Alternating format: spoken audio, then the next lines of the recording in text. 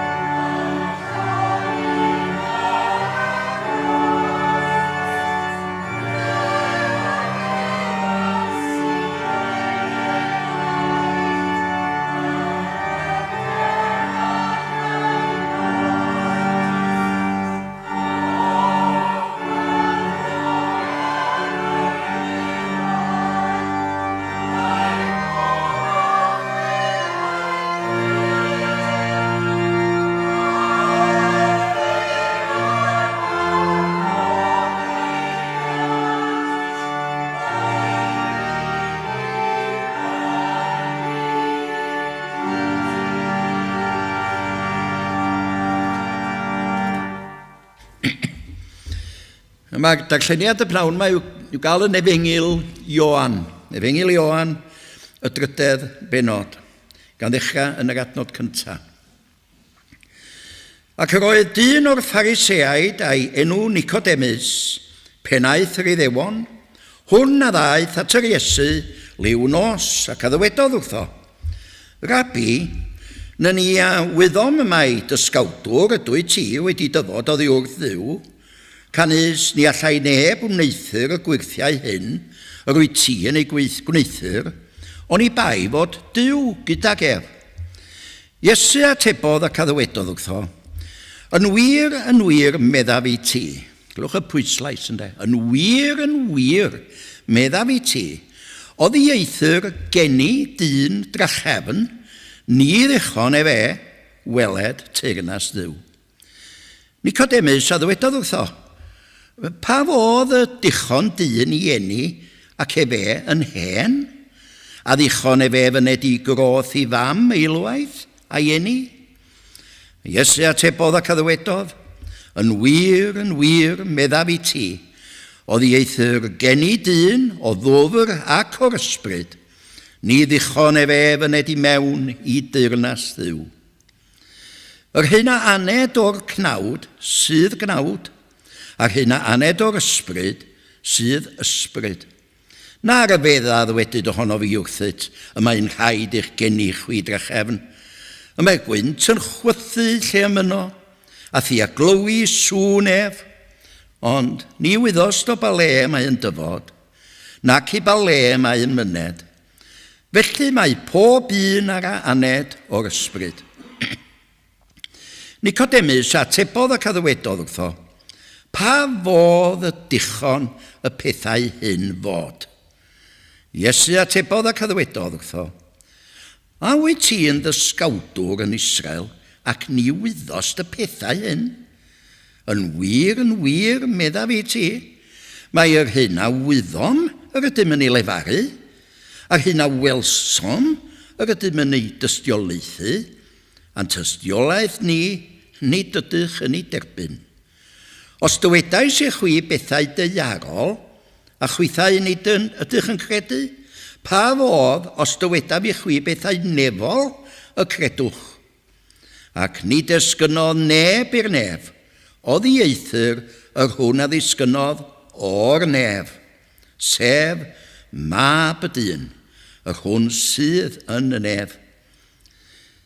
Ac megis y dyrchafodd Moses y sarff yn y diffeithwch, felly y mae yn rhaid dyrchafu mab y dyn.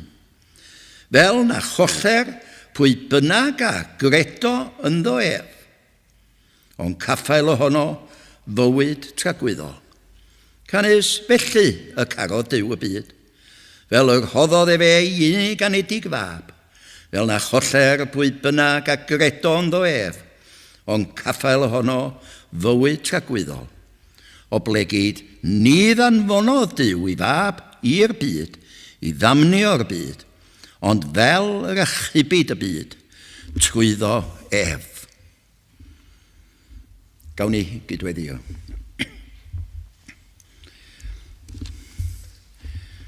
Ein tad nefol a thi garog, da ni'n mawr y cyfle mae unwaith yr hagor.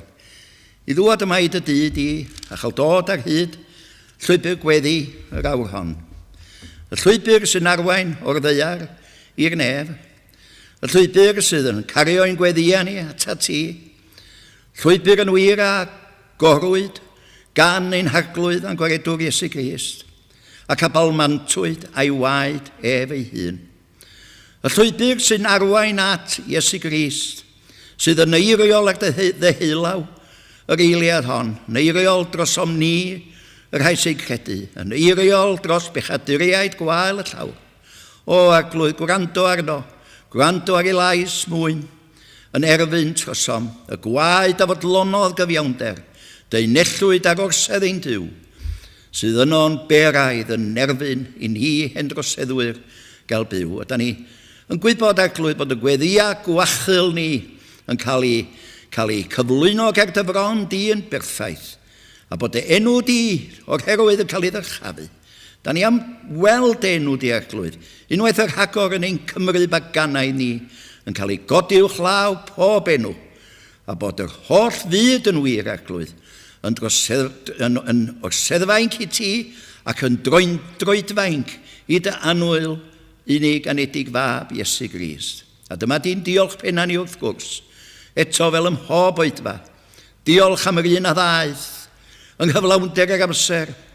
Dwad i'n deiar bechadurus ni, i wisgo cnawd fel ni, i rodio ymhlith pobl ddrwg fel ni, dod eglwyd, ac nid yn unig bod yn ein plith, yn ein dysgu, yn ein cyfleidio, yn ein caru, yn ein gwella, yn gwneud popeth da i ni, ond y fwy na dim yn rhoi i waed trosom, rhoi ei hun yn aberth, tros bechaduriaid ar bryn Calfaria.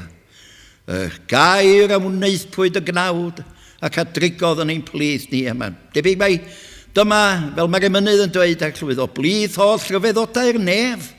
Hwn yw y mwyaf un, gweld yr anfeidrol, ddwyfol fod, yn gwisgo natur dyn. Ond da ni'n gwybod hefyd eglwyd bod rhywbeth mawr, anfeidrol fawr, y peth mwyaf a ddigwyddodd erioed wedi digwydd ar Galfaria ar y prynhawngwaith mythgofiadwy hwnnw. Sef bod yr un yma eto wedi rhoi ddwylo pyr ar led a gwisgo coron rain mwyn i'r brwnt, mwyn i'r budur, mwyn i'r afiach, mwyn i'r colledig, gael bod yn wyn a cael gwisgo hyfryd lian cyfiawnder Crist eglwyd. A da ni yn gweddio eto heddiw, byddi dyn dy fawr gariad a thras yn ymweld â'n unwaith eto yn ein gwlad baganaidd, ein gwlad heirllig, y wlad yma eglwys sy'n dy wrtho ti, sydd wedi troi oddi wrth yn honna'r dyfroedd byw, a cheisio iddi ei hun bydewau yr rhai ni ddalian dwfr. Da ni'n gweddio eglwyd y byddi di yn dy ras, yn gweld yn dda i roi un i'r cawodydd nefol unwaith yr rhagor. O, da ni yn cael yn helaeth, ni gawsom rai, defnynnau i lawr, ond beth am yr awr, cawn fynd i'r môr. Da ni am weld y moroedd o dreigaredd, oll yn dod eglwyd yn ddiliw drosom ni gyd. Gwrando felly'n gweddia, heddiw eglwyd, cofia'n byd o feddig da a'i flindera. Mae o'n fyd sy'n llawn cythrwfl, yn llawn trybini, byd wedi ei rwygo gan bechod, gan hunanoldeb, dynion, gan drygioni, pobl fel ni eglwyd. Ac eto i gyd, da ni'n gwybod fod y cyfan. Diolch am hynny yn dy law di, a bod yr afael sicraf fry. Gwrando gweddia eglwyd da, dros bawb sydd mewn angen y prawn yma. Ti'n gwybod pwdyn nhw, mae gennym ni gyd ryw rai yn rhywle, gyda ni'n hoffi cyflwyno i ti ac i thofal di. Bendithia nhw eglwyd, ac yn fwy na dim, tyr dan hwy fewn i gylch cyfamod, y gras rhagwyddol, i fewn i'r cylch hwnnw eglwyd a drefnais di, cyn bod amser i gael di hangfa o ddrygar ddraig. Eglwyd da trig ar ha, y sychedig rai dyfr ha. A dywed wrth ni'n eglwyd bod un ohona ni'n unigol hefyd. Dywed wrth yma eglwyd da, sibrwd yn ein clustia, nid sibrydion y sarff eglwyd, ond dy air anfeidrol dy hun. Dywed air, chdi dy hunan, wrth fenaid clwyfus trist, dy fod yn madda mya yn heiddiant Iesu Grist. Amen.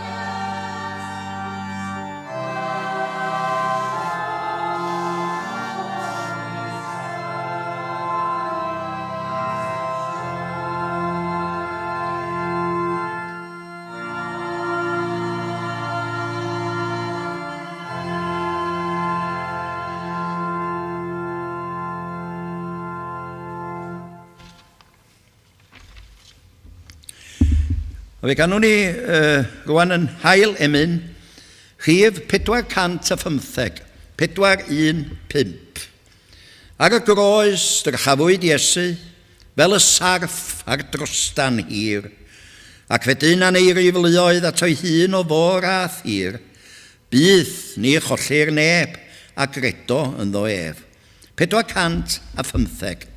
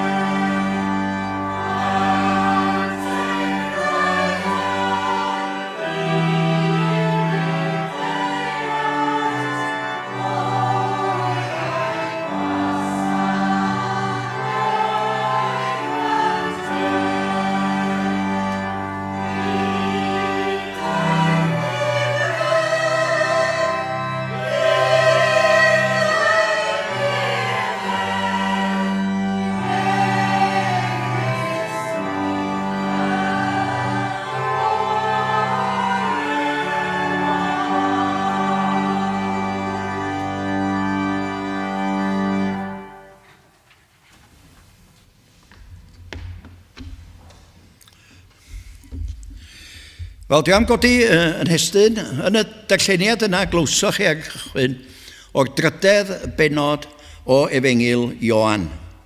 Dryddedd benod o Ioan ac adnod 14.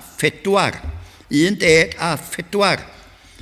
Megis y dyrchafodd Moses y sarff yn y diffeithwch, felly y mae yn rhaid dyrchafu mab y dyn. Mab y dyn wrth gwrs ydy Iesu Grist. Rwan, dwi'n ni'n pa mor hoff ydych chi o ddramau. Maen nhw wedi bod ar un cyfnod y boblogaidd iawn yn yn gwlad ni. Drama yn cael ei perfformio yn pentrefid i bron yn wythnosol ynddo. Bob matha ddramau, ond beth yn hollol di ystyr y gair drama? Mae yna wahanol ystyron iddo fo wrth gwrs. A'r ystyr dwi am ei roed iddo fo heddiw di un o'r ystyron hynny, sef rhywbeth mawr, pwysig, cyffroes. A mae'r gair cyffroes yn dod. Dramatig ynddo, dramatig. Da ni'n gyfarwydd iawn ar peth. Nid rhywbeth ffug o anghenraid, ond dramatig, cyffroes. A fedra i ddim meddwl am unrhyw beth ar wyneb daear mewn ffaith, mewn hanes, sy'n fwy dramatig yn yr ystyr yna, yn ystyr o'r gair, na'r hanes gwir, na'r ddrama wir yma, da ni yn sôn am dani. Ac mae hon yn drama tair act ydy mewn gwirionaeth, drama mewn tair golygfa gwahanol. Ac mae'n ddrama fwyaf byd hanes, drama hollol wir, a drama sy'n ar gyfer cynnig lleidfa llawer iawn hefyd, mwy na llond theatr, neu llond neuad bentra o bobl. Drama sydd ar holl fyd, yn wir yr holl fydysawd, yn gynulleidfa iddi, ac mae'n perthyn hefyd wrth gwrs, nid unrhyw oes arbennig, ond i bob oes, y digwyddiad mwyaf a fu erioed. Rwan, mae'r dair olygfa i'w cael, nid mewn unrhyw lyfr, drama, dim byd fel yna, ond yn y Beibl ei hun wrth gwrs, yng ngair Duw. So ni'n mynd pwyntio na dim byd arall, mae hon yng ngair Duw ei hun, ac mae'n dangos yn wir mor eglur a dim beth yn wir ydy hanfodion a gwir ystyr efengil gras, efengil Iesu Grist, sef cynllun a chybol Duw trigarog i ddyn. O rwan yr olygfa gyntaf ydy'r hyn glwsoch chi i ddarllen gyna fach. Yr adnodau yma o'r drydedd benod o efengil Ioan, a maen nhw yn adnodau adnabyddus iawn yn tydyn, yn cofnodi sgwrs gyfeithog a hynod ddadlenol yr arglwydd Iesu Grist, a hynny dan 20 nos. Iesu Grist yn sgwrsio ac un o athrawon mwyaf blaenllaw yr Iddewon, oedd hefyd wrth gwrs yn bwysig ymysg yr Iddewon. Roedd o'n un o'r Sanhedrin, yn un o'r uwch bwyllgor os mynwch chi, Nicodemus oedd enw fo. Ac yma da ni'n gweld yr arglwydd Iesu Grist yn treiddio i mewn i ddirgelion cyfrinacha enaid. Y dyn yma ac yn wir pob dyn wrth wneud hynny. Roedd y gallu dwyfol yna gan yr arglwydd Iesu Grist wrth gwrs yn doedd. Da ni'n gwybod hynny. Oedd o'n gwybod, ac mae o'n gwybod, am bob cudd feddwl oedd yng nghalon Nicodemus ac yn clona nina yn ogystal. Clywch eiriau ola y benod flaenorol, diwedd penod 2, yr oedd fe yn gwybod beth oedd mewn dyn, a hwnna'n yn rhagarwain ni, i ymwneud Iesu Grist a Nicodemus yn y drydydd benod. Roedd yr arglwydd yn gwybod yn iawn, bob peth oedd ymherfeddion dyfnaf enaid Nicodemus, mor alluog oedd y dyn hwnnw. O rwan, enw Groegaidd ydy Nicodemus, wrth gwrs, a'i ystyr os dwi'n cofio'n iawn, ydy buddigol dros i bobl. Be fysa arwydd o cad hynny yn y cyd-destun yma, dwi'n yn gwybod. Ond beth bynnag, nid doedd o ddim o anghenraid yn Roegwr. Iddaw oedd o, ac yn un wrth gwrs o sect y Phariseaid, fel mae'n cael ei ddeud yna. Mudiad oedd wedi cael ei ffurfio yn wreiddiol i wrth sefyll arferion paganaidd y Groegwyr. Arferion oedd ar un cyfnod yn bla ym Mhalesteina. O rwan, roedd y Phariseaid, rhaid ni gofio hyn, tegwch a nhw, beth bynnag arall oedden nhw, roedd y Phariseaid yn ddigon cywir mewn rhai pethau. Mae rhaid ni gofio hynny, yn enwedig bod dyn yn foesol, felly yn gyfrifol ger bron Duw am ei weithredoedd ei hun. Ac oedden nhw yn credu hefyd yn atgyfodiad y corff, ac roedden nhw hefyd wedi magu dynion o bwys mawr, rhai fel Gamaliel, yr apostol Paul wrth gwrs, a Josephus, yr hanesydd, ond ynddo, a mae yna ond mawr iawn y fama. Roedd ganddyn nhw un cam syniad mawr iawn, a hwnnw'n gam syniad dybryd a marwol. Roedden nhw wedi troi eu crefydd yn rhywbeth allanol, yn gatalog o weithredoedd, ac yn llawer hy aml, y peth pwysica ganddyn nhw oedd gallu canmol eu hunain, brolio i bod nhw yn gallu cydymffurfio a manion y gyfraith, ac mae hynny yn wir oedd amcan bodolaeth dyn. Mor bwysig ganddyn nhw'n wir oedd y ddelwedd yma. Sut oedden nhw'n idrach, ynde? Sut oedden nhw'n idrach i bobl o'r tu allan? Y ddelwedd grefyddol, da ni'n eitha cyfarwydd a honno yng Nghymru heddiw dydan. Sut oedden nhw'n ymddangos i bobl eraill yn grefyddol felly? Mewn gair, crefydd allanol, nid crefydd y galon. Iesu Grist yn ei disgrifio nhw'n un lle yn tydi fel mynwant bron, ond fel cerig beddi o farmor gwyn, chi sy'n ymddangos yn deg o'r tu allan, yn sgleinio, yn hardd iawn, ond oedd hi tu fewn yn llawn o ddim byd ond bydreddi, ond esgyr meirwan. A mi condemniwyd nhw, dro ar ôl tro, gan Iesu Grist, a hynny am ei obsesiwn cibddall nhw, a ryw reola, ond gallu bod yn nid yn unig yn ddibwys, ond hefyd yn hollol wirion, ynddo? A mi fydda'r Iesu bydda'n ei condemnio nhw, doedd dal dim gair yn ôl, nag oedd o'n deud ti'n blaen a diflewyn ar dafod wrthyn nhw. Gwae chwi ysgrifenyddion a phariseaid yr agwrithwyr, canys yr ydych yn degymur mintis ar anis a cwmin, ac a dawsoch heibio y pethau trymach, hynny ydy y pethau pwysica o gyfraith, sef barn, a thrigaredd a ffydd, oedd hi allan rydych yn ymddangos i ddynion yn gyfiawn, ond o fewn y rydych yn llawn rhagryth ac anwiredd. Mae hynna'n eiria cryfion tu hwnt ydyn, a hefyd maen nhw'n eiria deifio iawn. Ac mae Iesu Grist yn ei cystwyo nhw dro ar ôl tro, ond rwan, a dyma chi beth i drama, rwan ta. Mae yna un o'r rhain, un ohonyn nhw, sef Nicodemus, y pharisead, oedd yn athro, yn ysgolor, ac yn ddyn hynod o bwysig, mae o rwan eisiau gwybod mwy am Iesu Grist, a'i efengil, a'i negas, a chwyliau bythwyddoch chi, nad oedd cyfarfod ar Iesu, heb sôn am wrando yna fo, yn bownd o fod yn glamp o sioc i Nicodemus drian. A mae'n byr debyg erbyn hyn, yn ôl y ffordd o siarad, i fod o'n gwbl ymwybodol fod Iesu Grist yn broffwyd, a i fod o mewn rhyw berthynas eitha agos a Duw. Ond dim byd mwy na hynny, sylwch. Athro, nid Mesia, proffwyd, nid gwaredwr. A rwan mae Crist yn treithi wrtho fo beth ar hyfedd sobor a chwbl anealladwy. A geiriau cyntaf Iesu Grist, da chi'n cofio, oedd yr rhain. Oedd ieith, diom yn dweud yn y Beibl, beth fynnag, diom yn dweud hyd nod hel o sy'n mai wrth mo. Ond sydd at y pwynt, oedd ieithyr geni dyn drachefn, ni ddichon e fe, weled teyrnas ddiw, hollol blaen a diflewyn ar dafod ydy. A dydy Nicodemus drian.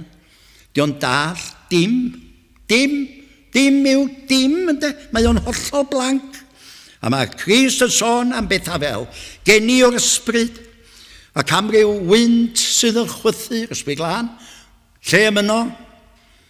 Ac yn ôl Iesu Grist ei hun, pethau nefol ydy'r pethau yma. Pethau gorywch naturiol, ac mae'r rhaid i Duw yr ysbryd glân, blannu yng nghalon dyn y bywyd oddi uchod, y bywyd sydd o'r nefoedd ac nid o'r ddaear, a'i blannu yng nghalon pechadur cyn y caiff fywyd tragwyddol. Ac yn fanna, mae Iesu Grist yn tydi dechrau egluro i Nicodemus drefn y cadw, i'r brenbocs phariseaidd hwn. Ond tydi'r creadur yn deall dim. Mae cyfanyddu'r gelwch llwyr i Nicodemus drian. A dydy dŵr chwaith feddwl eglwyd Iesu, dydy hwnnw ddim yn newid dyn. Di cael eich bedyddio a dŵr ddim yn newid neb. Y cwbl aw na bedydd ydy rhoi arwydd, rhyw fath o sod sel bod yr ail enedigaeth ryfeddol wedi digwydd. Mae'r rhaid wrth lanhad yr ysbryd glân, hwnnw'n unig sy'n hanfodol. Ond mae yna rhywbeth rhagor yn does i'w ddatgelu. Rhywbeth hynod fawr. A hwnnw di yr addewid. Y cyfamod tragwyddol yma. Y cyfamod gras. A wneithpwyd ar gyfer achub pechaduriaid. Be da ni'n alw weithiau'n drefn y cadw, cyllyn, rhyfeddol a syrdanol y diwdod, y tri yn un, i anfon yng nghyflawnder yr amser, y mab, y Crist, y gair, ail berson y drindod, i'r ddeiar, mwyn bod yn waredwr gwyw i ddynion. A gweithredu'r cyfamod, yr amod, yr addewid hwnnw, ydy mhiod waith i, meddai Iesu Grist, tra dwi ar y ddeiar yma. Dyna pam doesi yma, dim byd go iawn. Mae peth, wrth gwrs, anhygoel, anghredadwy, amhosib, a dyna'n wir ydy ymateb Nicodemus, sut yn y byd mawr crwn, dwydwch i mi, y gellir cael Nicodemus, a phawb arall gan hynny, chi a fi i ddeall y pethau hyn, heb sôn am eu credu nhw. Ac yn y drydydd adnod ar 10, mae'r Arglwydd Iesu Grist yn egluro ei hun. O rwan, mae wedi sylweddoli penblath Nicodemus i gael gwybod am y pethau nefol, y pethau goruwch naturiol, y pethau ysbrydol hyn, sef cynllun mawr Duw, efengil gras a'i deall nhw, mae'n ofynnol bod rhywun wedi bod yno, yn y nefoedd, yn y cyngor bore, cyn llunio'r byd, cyn lledr nefoedd wen, pan benderfynwyd ar y cynllun rhyfeddol hwn. Ond, da ni'n gwybod, dydy o'na neb na ddo yn y nefoedd.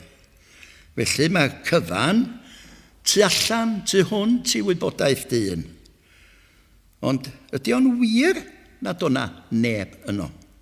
Gyda'r tad, pan wnaed y cynllun yma. Cynllun grasol iawn ydy o. Cynllun sydd a'i galon yn y penderfyniad mawr i anfon y mab i'r byd, a hynny gyda'r bwriad, unig fwriad o gymryd arno'i hun y gosb sy'n ddyledus i bechaduriaid. A thrwy hynny, ollwng y pechadur sy'n mynd i gredu'r neges yma yn y mab, yn rhydd, a rhoi iddo fywyd tragwyddol.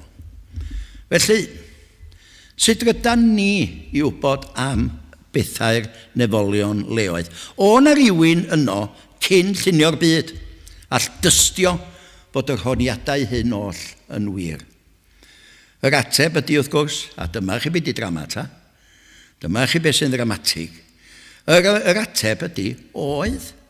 Mi oedd yna un, oedd yno, yr hwn a ddisgynnodd o'r nef, fel mae gair yn dweud, sef mab y dyn, ia, Iesu Grist ei hun, mab tragwyddol Duw, yr hwn oedd o'r dechreuad, gyda Duw, y gair a wneithpwyd yn gnawd, gwaredwr y byd. A rwan mae Nicodemus yn dwad wynab yn wynab ag cynllun, a luniwyd yn ôl yn rhagwyddoldeb, cynllun i achub pechaduriaid colledig, rhag damnedigaeth a cholledigaeth dragwyddol.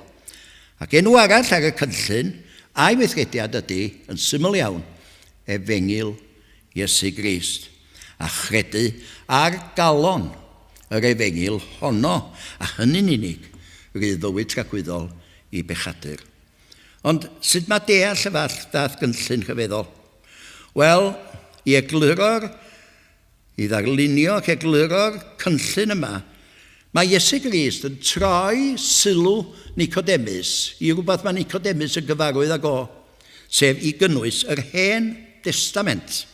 Ac at hanes oedd y bownd o fod yn gyfarwydd iawn i Nicodemus, fel yn wir i bob iddew.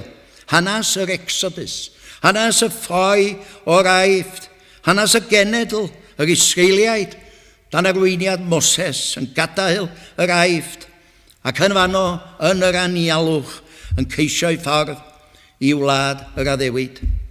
A dyma hi, adnod y testun, geiriau anfarwol yr Arglwydd Iesu Grist. Megis y dyrchafodd Moses y sarff yn y theitl. Felly y mae yn rhaid dyrchafu mab y dyn.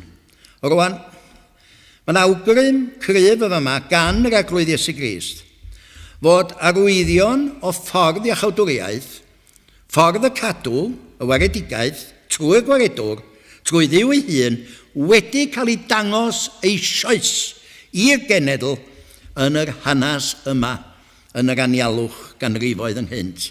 Hanes ddylsa egluro'r holl beth yn gymharol hawdd i Nicodemus, ac oedd mor gyfarwydd ar hanes, ac i bob un o hwnna nina hefyd yn ogystal.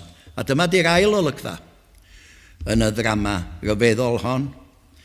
Ac mae'r hanes i'w gael yn llyfr Niwmeri, pedwerydd llyfr Moses, penod 21. Megis y dyrchafodd Moses y sarff yn y diffeithwch di'r testyn. Felly y mae'n rhaid dyrchafu mab y dyn, a mae'n arwydd o cad arbennig iawn iddo chi, i hanes codi'r sarff bres yma ar drostan, ar bolyn, fel ei ceir yn llyfr Niwmeri. A mae'n stori ryfeddol yn ddi ei hun, fel rhan o hanes y daith yn yr anialwch. Mi ddarllena i jyst y 5 adnod sy'n adrodd yr hanes. Niwmeri 21, adnodau 5 i 9. A llefarodd y bobl yn erbyn Moses, paham y dygasoch ni o'r aifft i farw yn yr anialwch. Canys nid oes na bara na dofr, a ffiaidd yw gan ein henaid y bara gwael hwn. A chi gwyno hwnna. A'r arglwydd, be oedd atab Duw? Yr arglwydd anfonodd ymysg y bobl, seirff tanllyd, nadroedd gwenwynig, a hwyaf rathasant y bobl, a bu feirw o Israel bobl lawer. A daeth y bobl at Moses a dwedasant, pechasom, canys llefarasom yn erbyn yr arglwydd, ac yn erbyn ditha, gweddiar yr arglwydd, ac yrru ohono ef y seirff o ddiwrthym. A gweddiodd Moses dros y bobl, a dywedodd yr arglwydd wrth Moses, a mae o'n chymyn chyfad. Gwna i ti sarff danllyd. Sarff wenwynig, hynny di, allan o bres, a gosod ar drostan, ar bolyn, a phawb a frather ac a edrycho ar honno, a fydd byw. A gwnaeth Moses sarff bres, ac ei gosododd ar drostan, yna os brathau sarff ŵr, ac edrych honno ef ar y sarff bres, byw fyddai, byw fyddai. Ond mae yna fwy i'r stori na hanes yn unig. Mae yma hefyd, wrth gwrs, wers olidog iawn iawn, yn ymwneud a phechod dydion ar y naill law, ac yr as Duw yn does ar y llaw arall. Hon oedd taith yr Israeliaid o Sinai i rosydd Moab. Pechod a gras, pechod dyn, gras Duw. Dyna mewn gwirionedd ydy cynnwys holl lyfr Niwmeri, ac mae'r rhan arbennig ddarllenis i rwan, o'r benod yma, yn sôn yn wir am uchafbwynt pechod yr Israeliaid. I tychan nhw, a'i haniolchgarwch nhw, a'i gwrthryfel nhw'n erbyn Duw. Y Duw oedd wedi gwaredu nhw o'r geithglyd ac wedi cynnal nhw yn raslon ar hyd y daith. A mae'r hanes yn ogystal yn uchafbwynt hanes gras y Duw trigarog wrth yr edifeiriol. A dyna chi pam bod Iesu Grist yn cyfeirio'n benodol at yr hanes wrth geisio egluro i waith ei hun yn ei sgwrs a Nicodemus. Ydych chi sylwi ar bwyslais Crist yn adnod y sestyn? Megis. Hynny ydy yn union fel. Megis y dyrchafodd Moses y sarff yn y diffeithwch. Felly, dyna sut, felly y mae yn rhaid dyrchafu mab y dyn. Felly yn syml, mae'r hanes yn llyfr Niwmeri yn ôl Iesu Grist ei hun, cofiwch, yn ddrych, yn ddarlun o ddyrchafu, o godi mab y dyn ar drostan, ar bolyn, ar groes. Hynny ydy, mae o'n ddarlun o groeshoelio Iesu Grist. Ac yn y ddau ddigwyddiad, yn yr anialwch ac y galfaria, mae'r wolaeth ydy'r gosb am bechod. Ac yn y ddau ddigwyddiad, da ni'n gweld Duw yn ei ras a Duw yn unig sy'n cynnig meddyginiaeth ac yn cymodi ac ef ei hun y pechadur edifeiriol, y pechadur sy'n gofyn am faddeuant. A mae'r ddau ddigwyddiad yn dangos bod rhaid codi rhywun neu rhywbeth yn gyhoeddus i gael meddyginiaeth. Yn y ddau achos mae sawl sy'n credu yn y feddyginiaeth yn rhoi ffydd y gyfan gwbl yn yr hyn neu'r hwn sy'n cael ei godi. Yn y sarf bres, yn y Crist croeseliedig, dyna unig ffordd i gael iechad, sef ffordd Duw ei hun. Ond mae un achos yn llawer iawn, wrth gwrs, mwy na'r llall. Mae o'n anfeidrol bwysicach. Yn Niwmeri, mae'r pechaduriaid, hynny ydy'r Israeliaid, sydd wedi pechu'n erbyn Duw, yn wynebu marwolaeth y corff. Ond yn Ioan, mae'r holl ddynoliw, oherwydd pechod, yn wynebu marwolaeth yr enaid, marwolaeth, cosmedigaeth, dragwyddol. Yn Niwmeri, does gan y sarf bres yn ddihun ddim gallu o gwbl i iechau. Ond yn Ioan, mae'r sawl a godir ar y groes a'r gallu i iechau ac i achub, a rhoi trwy ras fywyd tragwyddol. Yn Niwmeri, oedrach mewn ffydd ar y sarf bres, ceir iechyd corfforol, deiarol yn unig, nid bywyd tragwyddol, ond yn Ioan, bywyd ysbrydol di canlyniad, a hwnnw'n fywyd tragwyddol, fel na choller pwy bynnag a gredo yn ddo ef, ond caffael ohono fywyd tragwyddol. Mae'r cyfan, wyddoch chi, yn gwbl rhyfeddol ac yn cipio anadl dyn. Ac mae'r cyfan hefyd yn rheidrwydd. Mae o'n hanfodol, mae rhaid iddo ddigwydd cadwedigaeth pechadur. Solwch felly ar bwyslais cwbl amlwg Iesu Grist, felly mae'n rhaid dyrchafu mab y dyn. Mae'n rhaid i godio ar drostan a groesbren. Mae'n rhaid i groesoelio. Mae'n rhaid i aberthio. Mae'n rhaid i gosbio. Mae'n rhaid i laddo. Rhaid. Iesu Grist sy'n deud yna, nid fi. Felly, dyma'r unig ffordd i unrhyw un ohono ni gael maddeuant pechoda a bywyd tragwyddol. Megis y dyrchafodd Moses y sarf yn y diffeithwch, felly y mae yn rhaid dyrchafu, rhaid codi mab y dyn. Doedd a does dim un ffordd arall, a dyma ddod at y drydedd olygfa ac olygfa olaf, ac wrth gwrs y bwysicaf ohonyn nhw i gyd. Y gwyrddlas fryn, tu ddas i'r dref, fel y canodd ryw emynydd yn de, Golgotha, Bryn Calfaria. A dyma'r unig ffordd y gellir gyfiawnhau gofynion y Duw glân, i anni sancteiddrwydd ac yn ei gyfiawnder ac yn ei gariad, talu'r gosb am bechod, talu iawn am wrthryfela, talu'r pris am anufuddod, rhywbeth na all yr un ohono ni i wneud. Ffordd nid oes o weredigaeth, ond agorwyd ar y pren. Llwybr pechaduriaid euog, draw i byrth y nefoedd wen.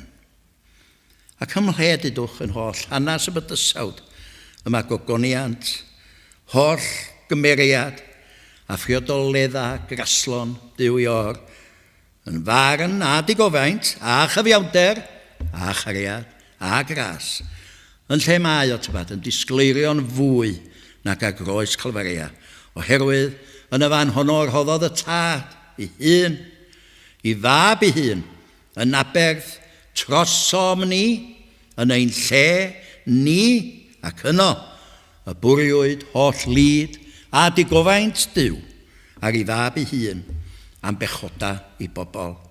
Ac yno talodd y mab iawn dros fy mhechod i, dros fy myau i, dros fy iogrwydd i. A dyna oedd pris fy rhyddhau i o gael thiwed pechod. Oddi wrth lyd Duw, oddi wrth uffern dragwyddol. A dyna mae'r Beibl yn dysgu ni. Dyna mae Iesu Grist yn dysgu ni. dim byd llai credu hynna am gwneud un Gristion. Dim byd arall. Credu hynna rydd i mi faddeuant pechoda. Dim byd arall. Credu hynna sy'n me iachau. Credu hynna sydd yn fy rhyddhau i fywyd tragwyddol. A weddwch chi, mae'n bwysig yn dydi yn bod ni yn sylweddoli mor fawr, mor hanfodol, mor ganolog yn y ddrama yma ydy Calfaria. Dyma'r man canol. Dyma'r man canol yn sicr. A phan ddeithant i'r lle a elwyr Calfaria. A chi air sydd yn cnesu calon Cristion ydy gair Calfaria. A weddwch chi ydy'r gair Calfaria ddim yn y Beibl ond un waith yn unig, dim ond un waith yn unig. Lyc 23, 33. Dyna'r unig le, ond eto beddyliwch pen Calfaria na daid hwnnw bydd o'm cof yno y croesoeliasant efe. A mae'n debyg bod Nicodemus yn doedd yno yn gweld y cyfan. A'i fod ar y pryd mae'n debyg, sa'n byd o'i ledych byg hyn, yn cofio holl eiriau. Yr holl eiriau glywodd o gan Iesu ar y noson arbennig da ni'n sôn amdani hyn de. A maen nhw yno yn rhoi awdur bywyd i farwolaeth. Rhoi awdur bywyd i farwolaeth a maen nhw'n hoelio yr Iesu ar y croesbren garw. Ac yna, be maen nhw'n ei wneud? Maen nhw'n ei ddyrchafio, i godio ger bron tyrfa o bechaduriaid. Pwy tybad fydda'n credu am eiliad?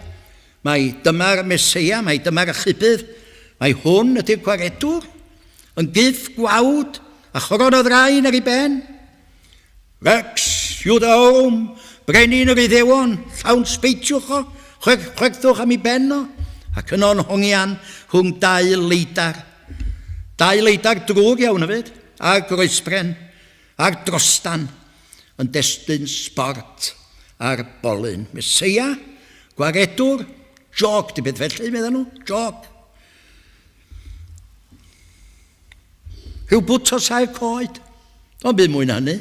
Rhyw bwtos a'r coed, dinod a di-ddysg o ryw bedra dinab man ymharthag gogleddol, ryw wlad fach ddibwys a gyrion dwyreiniol y merodraeth fwyaf byd. Hwnnw yn waredwr i'r Cymru 2000 o flynyddoedd y ddiweddarach, sy'n mae beth felly bod yn fab tragwyddol Duw, yn ddiw ei hun. Ond nid hwn ydy mab y saer, dim byd mwy na hynny. Y Meseia hir ddisgwyliedig yn marw ar groes fel troseddwr. Dim byd, allwn ni mond dychmygu'r ddath gabledd. Yn iaith y byd, yn iaith y doeth, yn iaith Cymru heddiw, ffwlbri, nonsens, siarad y wirion, dyna di'r cyfan. Ond yng nghalon y Cristion, Iesu, mab Duw a gwaredwr. Ac mae'r apostol mawr wyddoch chi'n gwbl bedad sydd ydy, canos yr ymadrodd am y groes, meddwl fo, i'r rhai colledig yn fydrwy Dduw, eithir i ni'r rhai cadwedig, nerth Duw ydyw. Eithir na ni ydym y pregethu Crist wedi groeshoelio i'r Iddewon yn dramgwydd ac i'r groegwyr yn ffolineb, ond iddynt hwyr haialwyd Iddewon a groegwyr yn Crist gallu Duw a doethineb Duw. Nerth Duw, gallu Duw, doethineb Duw. A dyna pa mae'r allweddol a nerthol da chi weld, ydy'r darlun yma o sarf bres yn y diffeithwch. I egluro i Nicodemus, Drian, ac i nina, bawb o'na ni, wir ystyr yr hyn a ddigwyddodd brynhawngwaith a Calfaria fryn. A dyma fo i chi. A dyma fo y gwir yn syml iawn. Pan hoeliwyd Iesu Grist i'r groes, a chodir y polyn, y groes honno, yng ngwydd, yr holl bobl, yr holl fyd, i bawb gael edrych arno, a da ni'n gallu edrych arno fo heddiw, trwy'n Beibla, a trwy'n hoedfaw yn y phob peth, roedd o Duw y cyfle grasol i bob un o bob gwlad a phob oes yn ein cynnwys nina i gredu ynddo fo. pwy ydi o a beth o lygau I farwolaeth o. Ac yno, a groes Calfaria, arweiniwyd yr oen difau i'r lladdfa I gael ei gosbi yn ein lle ni, am ei beiau ni, trosom ni, a mi roedd hyn yn unol a bwriadau y diwdod. Yr hyn a drefnwyd yn y gogoniant cyn llunio'r byd, cyn lledr nefoedd wen, yn y cyngor bore, bendigedig hwnnw, trefnu meichia, fel da ni wedi canu, cyn bod dyled, trefnu meddyg, cyn bod clwy, bod y gair, bod y mab, bod ail berson y drindod, Iesu Grist, yn dod un deiar ni, yn ddyn, yn ail adda, ac yn cymryd holl bechodau'r byd, arno ei hun, ac ei gorff ac yn ienaid dilchwyn ei hun, a groes Calfaria, wele oen diw, yr hwn sydd yn tynnu ymaith bechodau yn y byd. A dyna ddigwyddodd, a mae'n ffaith hanesyddol, codi yn hanwyl weredwr, gobaith roesoedd, ia'r Meseia di bechod a pherffaith I ddychedd, y pyr I galon, godio dan goron ddrain, a sŵn yr hoelion, yn synnu'r heiliau, a groesbren garw, yr union fan ble dylsach chi a fina fod yn sefyll. Am yn gwrthgyfal, yn erbyn Dyw, am anwybyddu deddfa Dyw, ac am ein methiant a'n ffeledda am pechod, y gwenwyn marwol hwnnw sydd yn yn gwaed ni, yn yn DNA ni, os mynwch chi. Ond nid y goron ddrain sylwch, na'r hoelion oedd y wir gosb. Mae yna ganoedd y Gristnogion dros yr oesa wedi diodda gwaith marwolaeth na Christ yn gorfforol. Fe ddigwyddodd rhywbeth llawer iawn mwy erchyll ar ben Calfaria. Y gos fawr oedd I fod o wedi llenwi hun mewn rhyw ffordd allwn ni'n deall o holl wenwyn pechod dynol ryw o ddechrau hanes I ddiwedd hanes a chael ei droi yn dalp o bechod a hynny mwyn talu pridwerth, talu iawn, talu pris ein chyddid ni. A pam? Wel, fel na choller pwy bynnag a gredo yn ddo ef. Mae rhai credu, ond caffel honno fywyd tragwyddol. Credu pwy ydi o a beth wnaeth o yn ein lle ni. O rwan, mae'r bardd Cristnogol Gwynallt yn cyffelybu Crist ag y groes. Mae o'n deud hyn o'r barchus, wrth gwrs, I fwgan brain ar bolyn mewn cae. Mae'n ddisgrifiad hyll ar un wedd, ynddo? Ond dyna chi beth di cymariaeth. Hynny ydy, roedd yr olygfa nid yn unig yn codi braw, roedd hi hefyd yn olygfa hyll iawn. Mewn gair, a dwi yn deud hyn wrth gwrs efo'r parch mwyaf, fydd o'n erioed yn holl hanes y bydysawd ar un ystyr, ddim byd hyllach na Christ yn hongian a groes Calfaria. Nid y glân I galon ar un ystyr welid yno, ond llond byd o bechod, a dyna welodd Dyw I hun sylwch. Fedra hyd yn oed Dyw holl alluog ddim idrach arno fo. Fe fwriodd y tad holl lyd a digofaint y diwdod ar ei anwyl fab I hun, a hynny o gariad at ei bobl, ac am y tro cyntaf erioed, a'r unig dro, fe drodd y tad I wyneb oddi wrth y mab, ac fe'i gadawodd I drengi, Eloi, Eloi, lama sabachthani, fy nyw, medda Crist, paham am gadewaist. Y grif wya ingol, welwyd chlywyd erioed yn y greadigaeth. Fedra'r tad ddim edrych ar y fath griglwyth o bechod, y fath hylltod mewn ffordd, y fath fieidra, y fath wrthini, fel y sarff wenwynig honno ar bolyn. Dyna chi be o drama. Ac yn y sgwrs ryfeddol honno fo'n Nicodemus, fe fynodd Iesu Grist I gyffelybu hun i'r sarff bres. Y creadur anghynnes hwnnw gariodd y gwenwyn yn y lle cyntaf i'r byd. I Eden, I baradwys, ddi bechod, deiar Dyw. a'i llygru am bydd. A dyna be di darlun, a chi be di darlun o Crist croesoeliedig. A hynny gan neb llai na'r croesoeliedig ei hun. A dyna pam, mewn ffordd gwbl real, i fod o i'r Cristion, bob un sy'n Cristion heddiw, yn ddarlun o ryddhad, ac o harddwch digyffelyb yn ogystal. Does neb ond ef fy Iesu hardd a ddichon lanwm ryd. Da chi Israeliad, gwrthryfelgar fyd. Edrychwch bawb mewn gwir difeirwch ar y sarff res yn y theitl, ac fe gewch i'ch iachau yn gorfforol. Mae Duw yn ei ras yn maddau chi, a dyna'r negas syml i nina a phobl Cymru heddiw. Da chi Gymru, di-dduw, aniwiol, drwg, chi sydd wedi gadael ffynon y dyfroedd byw, gan gloddio i'ch hunain bydewau rhai sydd yn gollwng. Syllwch mewn i difeirwch a ffydd ar y sawl sy'n cario'r baich. Y baich yma o iogrwydd fel mynyddoedd byd, ar y talp anfesuradwy yma o bechod, a'r hodgygioni ac anwioldeb y byd, yn hongian a groes Calfaria. Credwch ynddo a byw fyddwch.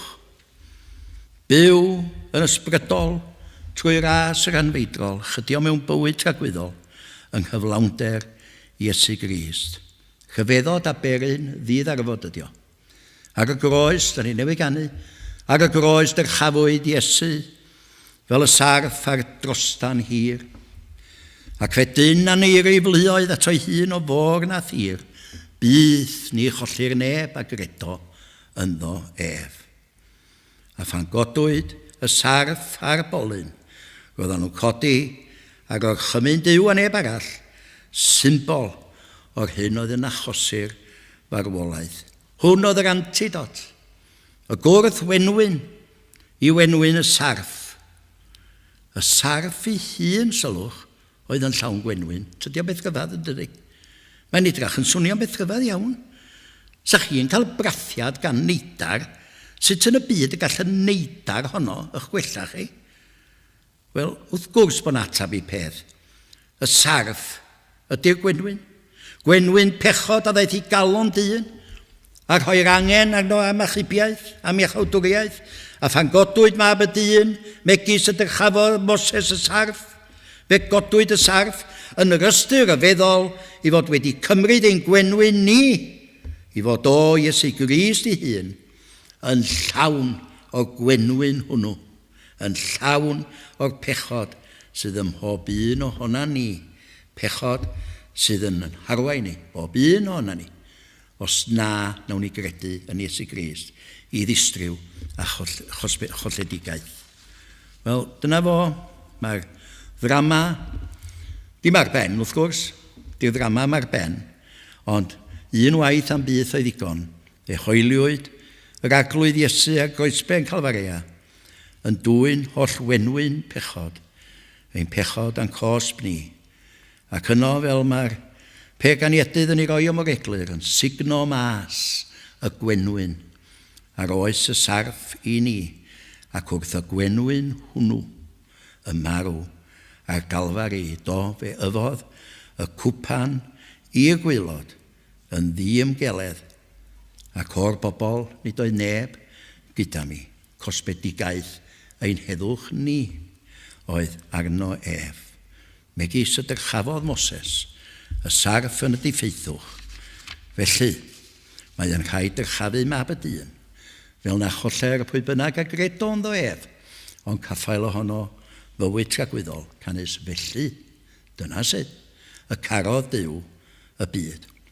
Mewn gair, edif ar hewch, a chredwch yr Efengyl. Amen. Fe ganwn ni i ddiweddyn hoedfa, emyn rhif 390, un pennill, 390.